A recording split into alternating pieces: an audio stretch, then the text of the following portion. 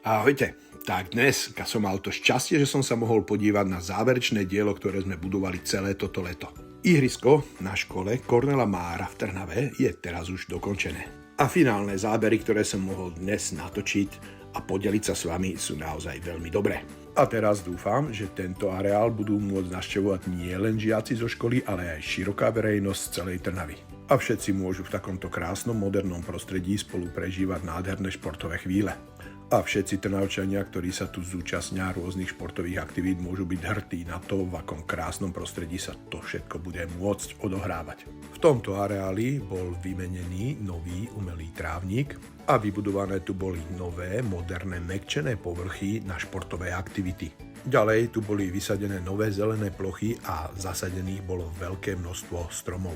Ďalšou samozrejmosťou modernej doby bolo to, že tu je aplikované veľké množstvo moderného mobiliáru.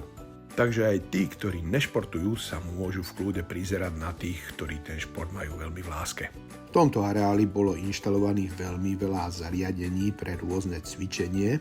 Určite si prídu na svoje aj bezci, ktorí majú radi kvalitné dráhy.